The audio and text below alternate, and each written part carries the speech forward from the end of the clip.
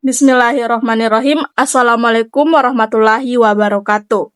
Perkenalkan, saya Nurul Afiatun Nisa dengan NIM 342230011, mahasiswa semester 5, Prodi Teknik Konversi Energi, jurusan Teknik Mesin Politeknik Negeri Ujung Pandang. Video ini dibuat untuk menyelesaikan salah satu tugas pada mata kuliah Sistem Pembangkit Tenaga Gas dan Uap dengan dosen pengampu Pak Apollo STMN. Sebelum itu, mari kita mengenal apa itu PLTGU. Jadi, PLTGU atau pembangkit listrik tenaga gas dan uap adalah pembangkit listrik yang menggunakan dua jenis turbin, yaitu turbin gas dan turbin uap, yang bekerja dalam satu sistem terpadu untuk menghasilkan energi listrik secara lebih efisien. Pada PLTGU, bahan bakar gas dibakar di ruang bakar turbin gas untuk menghasilkan energi panas. Panas tersebut memutar turbin gas yang terhubung ke generator sehingga menghasilkan listrik. Gas buang turbin gas yang masih bersuhu tinggi tidak langsung dibuang ke atmosfer, tetapi dimanfaatkan untuk memanaskan air pada Heat Recovery Steam Generator atau HRSG hingga menjadi uap. Uap ini kemudian digunakan untuk memutar turbin uap, yang selanjutnya juga menggerakkan generator untuk menghasilkan tambahan listrik. Dengan memanfaatkan panas sisa dari turbin gas, PLTGU memiliki efisiensi yang lebih tinggi, konsumsi bahan bakar yang lebih hemat, serta emisi yang lebih rendah dibandingkan dengan pembangkit yang hanya menggunakan satu jenis turbin. Selanjutnya adalah penjelasan tentang instalasi pembangkit listrik tenaga gas dan uap. Pada slide dapat dilihat gambar tentang instalasi pembangkit listrik tenaga gas dan uap. Yang pertama yaitu generator. Generator ini berfungsi untuk mengubah energi mekanik dan dari turbin menjadi energi listrik. Putaran poros turbin menghasilkan medan magnet yang kemudian menghasilkan energi tegangan listrik. Yang kedua yaitu gear block. Gear block ini berfungsi untuk menyesuaikan kecepatan putaran antara turbin dan generator agar sesuai dengan spesifikasi operasi generator. Yang ketiga yaitu kompresor. Kompresor menghisap udara atmosfer dan menaikkan tekanannya sebelum udara masuk ke ruang pembakaran. Yang keempat yaitu fuel gas control valve atau katup yang dimana mengatur jumlah gas bahan bakar yang masuk ke sistem agar pembakaran tetap stabil dan sesuai kebutuhan beban. Yang kelima yaitu low NOx burners, di mana burner ini dirancang untuk menekan emisi NOx dengan cara mengontrol pencampuran udara dan bahan bakar secara optimal. Yang keenam yaitu combustor. Combustor adalah ruang pembakaran tempat gas, bahan bakar, dan udara bereaksi menghasilkan gas panas bertekanan tinggi. Yang ketujuh yaitu gas turbin. Turbin gas mengubah energi gas panas hasil pembakaran menjadi energi mekanik berupa putaran poros. Yang kedelapan yaitu diverter damper. Diverter damper mengarahkan gas buang apakah menuju head reverse sistem generator atau langsung ke cerobong bypass. Yang kesembilan yaitu bypass exhaust tank, di mana cerobong ini digunakan saat HRSG tidak beroperasi sehingga buang langsung dilepas ke atmosfer. Yang kesepuluh yaitu heat recovery steam generator, yang memanfaatkan panas gas buang turbin gas untuk menghasilkan uap tanpa pembakaran tambahan. Selanjutnya supplementary firing, di mana sistem pembakaran tambahan di HRSG untuk meningkatkan produksi uap saat kebutuhan daya meningkat. Selanjutnya superheater. Superheater menaikkan suhu uap jenuh menjadi uap panas lanjut agar efisiensi turbin uap dapat meningkat. Yang ke-13 yaitu evaporator, yang berfungsi mengubah air menjadi uap dan memanfaatkan panas gas buang. Selanjutnya, steam drum, yang dapat memisahkan uap dan air, serta menjaga kestabilan sirkulasi air dalam HRSG.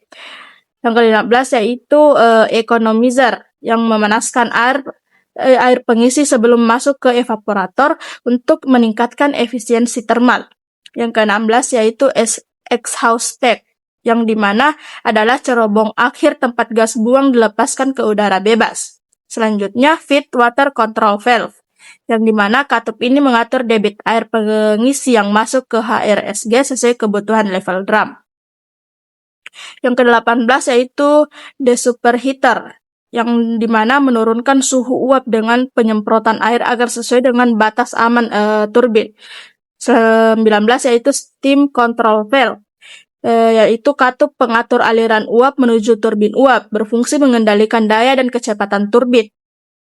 Selanjutnya yaitu steam turbine, mana turbin uap mengubah energi panas uap menjadi energi mekanik untuk menghasilkan listrik tambahan. Yang selanjutnya yaitu sealing steam control valve, untuk mengatur penyekat dan mencegah kebocoran udara. Kedua-dua yaitu sealing steam, yaitu uap penyekat yang berfungsi untuk melindungi sistem dari masuknya udara luar dan meningkatkan efisiensi turbin. Selanjutnya, service make up water, yaitu air tambahan yang digunakan untuk mengganti kehilangan air dalam sistem. Selanjutnya, flash bulb, yang dimana menurunkan tekanan kondensat dan memisahkan uap sisa dari air. Yang selanjutnya itu kondenser, yang dimana mendinginkan uap bekas turbin menjadi air kembali agar dapat digunakan ulang. Selanjutnya, main cooling water, yaitu air pendingin utama yang menyerap panas dari kondensor. Selanjutnya, emergency make up water, pasokan air darurat untuk menjaga operasi sistem saat pasokan utama terganggu. Selanjutnya, hot wheel. Hot wheel berfungsi sebagai penampung air kondensat sebelum dipompa kembali ke sistem. Selanjutnya, condensate recirculation control valve. Dan terdapat juga condensate pump, yang dimana mengalirkan air kondensat dari hot wheel ke sistem air pengisi. Lalu terdapat condensate control valve, yang yaitu katup pengatur aliran kondensat agar sesuai dengan kebutuhan operasi. Selanjutnya, bypass water injection control valve, yaitu katup ini mengatur injeksi air saat bypass untuk pengendalian suhu.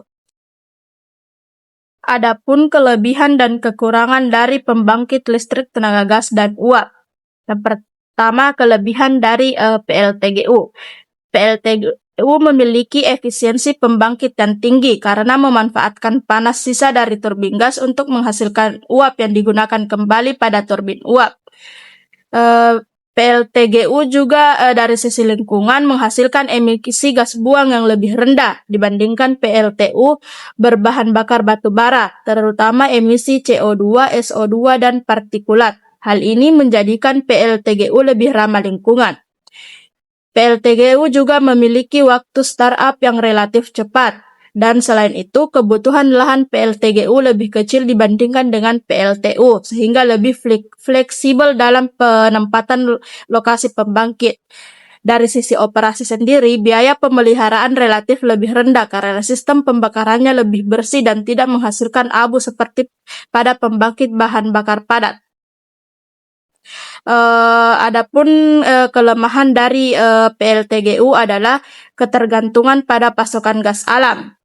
PLTGU juga memerlukan investasi awal yang cukup besar karena sistemnya lebih kompleks dan menggunakan teknologi gabungan antara turbin gas dan turbin uap.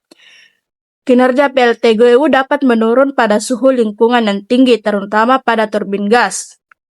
Selain itu, PLTGU masih bergantung pada bahan bakar fosil sehingga tetap menghasilkan emisi karbon meskipun jumlahnya lebih kecil dibandingkan dengan PLTU.